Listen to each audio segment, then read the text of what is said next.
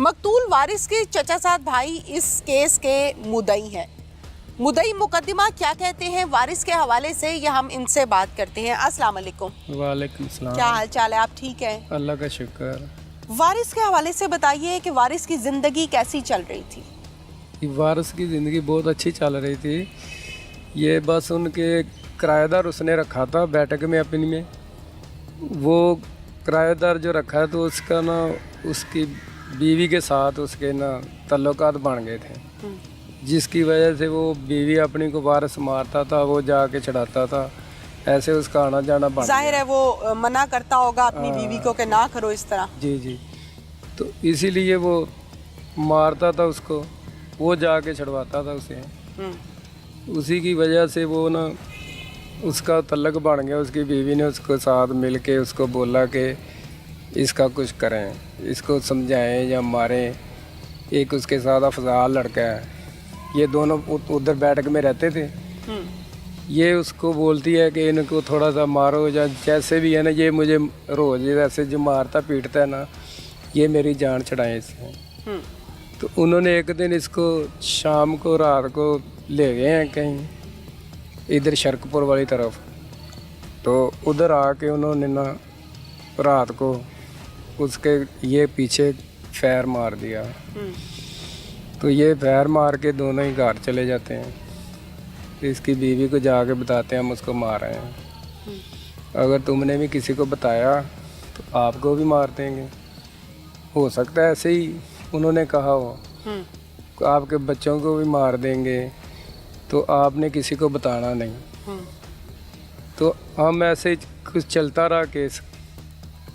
ये पुलिस वालों के पास लाश मिली, इनको किसी ने बताया कि इसको एक लड़के को गोली लगी है, तो आप जाएं उधर पड़ा है। ये गए हैं मोहम्मद सैन वगैरह, इन्होंने जाके हॉस्पिटल ले गए हैं। ये सांसें अभी चल रही? हाँ, सांसें चल रही। तो ये जनरल हॉस्पिटल ले गए हैं जी। उधर जाके इन्होंने उसकी केयर की है, लेकिन वो गोली इतना खून निकल चुका था, 4 बजे उसकी डेथ हो गई है। इन्होंने इधर ला के कब्रिस्तान में दफना दिया है, लावारिस करके लाश उसकी। उन्होंने इसके हाथ काटे हैं, इसका फिर फिंगरप्रिंट लिए हैं, फिंगरप्रिंट से इनका एड्रेस मिला है। ठीक है, ताकि पता चल सके ना कौन है। हाँ, उसकी जेब में कोई आईडी कार्ड भी नहीं था, कोई शय नहीं थी।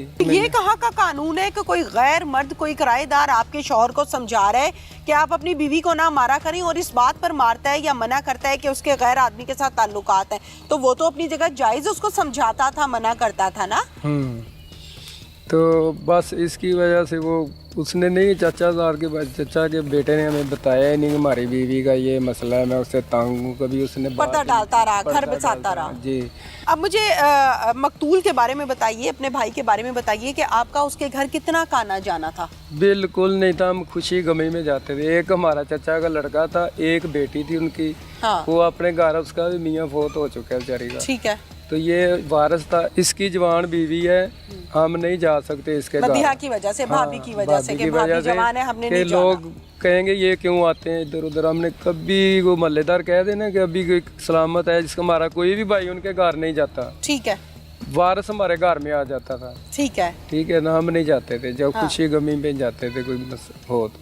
ठीक है। उसके अलावा आपकी जो भाभी है, माजरत के साथ मदीहा जो है, उसके और लोगों के साथ भी नाजायज ताल्लुकात थे? हाँ, अभी सुना है, बाद में लोग बहुत बातें बना रहे हैं कि ये बहुत गलत थी, इसकी वजह से गली वाले मसाए बहुत तंग थे।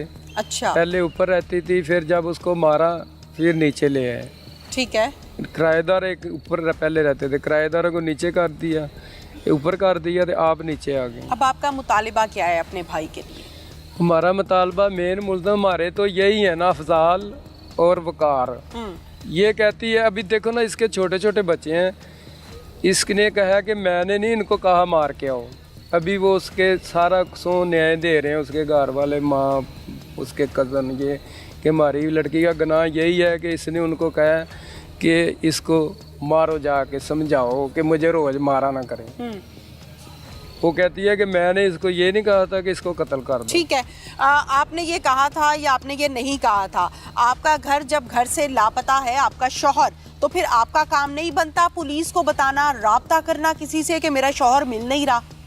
सवालिया निशान है ना। जी जी, नहीं उन्होंने नहीं बताया, किसी को नहीं पता। वो नहीं राब्ता किया ना मदीहा ने, ना पुलिस से किया ना किसी और किसी से नहीं किया ना कि मेरा शौहर नहीं मिल रहा। हाँ, वो बस जो भी पूछता था कहती थी कि वो काम पे गया हुआ है, हफ्ते बाद आ जाता है करते। ये कहती है कि जब पकड़े गए ना, जब कहती है कि इन्होंने मुझे धमकियाँ दी हुई थी कि हमसे वो गलती से मार गया, हमने वो हमारे साथ लड़ रहा था, हाथोंपाई कर रहा था, हमने उसको गोली मार दिया है। ठीक है, गोली मार दी है, वो पता नहीं मरता है बचता, हम उसको छोड़ आए उधर। अब तुमने किसी को बताना नहीं, अगर तुमने बताया तो आपको भी मार देंगे। तो आपके बच्चों को ये आप मुझे इस बात का जवाब दें, जिस औरत के 4 बच्चे हैं, खामद में से घर बार है, शादीशुदा जिंदगी गुजर रही है, अगर तो कोई हो खानदानी औरत, उसके शौहर पर कोई आंच आ जाए, कोई गम आ जाए, कोई दुख आ जाए, तो औरत अपनी जान निछावर कर देती है अपने खामद के लिए। ये तो है खानदानी औरतों की बात, ये तो है नस्ली खवातीन की बात। अब आप अपने शौहर के होते हुए किराएदार के साथ मुआशका लगा रही हैं, फिर आप उसको कह रही है कि मना करें मेरे शौहर को कि मैंने आपसे ताल्लुकात रख, लेकिन आप उसको मना करें, मुझे मना ना किया करे, ये कहाँ का असूल? नहीं, मारा ना करे, वो मारता था। हाँ, तो इसी बात पे मारता था ना, मना करता था। उसको ये नहीं पता था कि ये बैठक वाले के साथ इसके ताल्लुकात हैं। अच्छा, और लोगों की उसको पास शिकायतें आती थी, और लोगों की आती थी। यानी कि उस शख्स को, उस मासूम शख्स को, उस मकतूल को ये तो मालूम था कि मेरी बीवी गैर लोगों के साथ आशिकी माशूकी लगाती है। जी जी, ठीक है ना जी, ये तो क्लियर था ना उसको। हाँ जी, इसकी वजह से मारता था, इसी वजह से मारता था। क्या मुतालिबा आपका? आप समझते हैं कि मदीहा इसमें कसूरवार है? जी देखे ना, कसूरवार तो वो जो है आपको मैंने बता दिया है, आगे कानून की मर्जी है, जो इन्होंने सजा देनी है उनको। और इंस्पेक्टर मेरे साथ इस टाइम मौजूद हैं, जो कि थाना शर्कपुर में एज आ SHO अपनी जिम्मेदारियों को सरअंजाम दे रहे हैं। ये कहानी शुरू कहाँ से हुई? क्या पुलिस को पहले कॉल आई? क्या मामला है, ये हम अब्दुल लतीफ गुज्जर से जानते हैं। अस्सलाम वालेकुम। जी वालेकुम सलाम। लतीफ साहब, कैसे मालूम हुआ, कहाँ से बात शुरू हुई? ये 8/9/22 का वकूआ है। रात तकरीबन 12:30 बजे हमें 15 पे कॉल मौसूल हुई कि एक नामालूम आदमी खेतों में पड़ा हुआ है और शदीद ज़ख्मी है, तो उसको चेक करें। हम मतलब पे वहाँ गए तो ये आदमी तड़प रहा था, इसको सर में फायर लगा हुआ था, ब्लीडिंग हो रही थी इसकी, लेकिन सांसें अभी चल रही थी। सांसें चल रही थी, अभी जिंदा था। इसको हमने उठाया, इधर सरकारी हॉस्पिटल है वहाँ पे लेके गए, इसको हमने ट्रीटमेंट करवाया। इन्होंने थोड़ी देर बाद इसको जनरल हॉस्पिटल लाहौर रेफ़र कर दिया, तो इसको मैं अपनी गाड़ी में लेके गया जनरल हॉस्पिटल। वहाँ पे इसको जाके दाखिल करवाया, एडमिट करवाया इसका, फिर हमने इलाज करवाया, कोशिश की कि अल्लाह करे इसकी जान बच जाए। लेकिन ये सुबह 8:30-9 बजे तक ये ज़िंदा रहा, फिर इसकी डेथ हो गई। ठीक है, वापस आ गए, इसका पोस्टमार्टम करवाया। हमने अपनी मदय्यत में ही इसका मुकदमा दर्ज किया। ठीक है, इसलिए कि इसका कोई वाली वारिस नहीं था। इसकी जेब से कोई ID कार्ड, कोई दस्तावेजात, कोई मोबाइल कुछ निकला? इसकी जेब से कोई कार्ड, मोबाइल, कोई चीज़ भी नहीं थी ना। इसलिए अगर कोई ऐसा वकूआ हो जाता है, कोई मामला होता है, तो फिर पुलिस, स्टेट, सरकार ही मदय्यत में आती है। ठीक है, ना मालूम। तो फिर इसका कफन दफन हमने करवाया। उसके बाद इसके तस्वीरें लेके जो सरकारी लीगल प्रोसेस होता है वो मुकम्मल करने के बाद हमने शोरोगो का इश्तिहार होता है वो जारी करवाया। फिर सोशल मीडिया पे, अखबारों पे, थानों में इसकी जो तस्वीरें थी वो लगवाई, किसी तरीके से ये पता चल जाए कि ये बंदा कौन है। काफ़ी दिनों के बाद एक आदमी ने हमें बताया कि ये बंदे को हमने बेगम कोट के एरिया में फिरते देखा है। ठीक है, बेगम कोट एरिया में मैं पहले भी रहा हूँ, मेरी उधर नौकरी भी रही है, वाकफियत थी। उधर हम गए, मेरा तफ्तीशी गया, हमने उधर जाके लोगों को तस्वीरें दिखाई।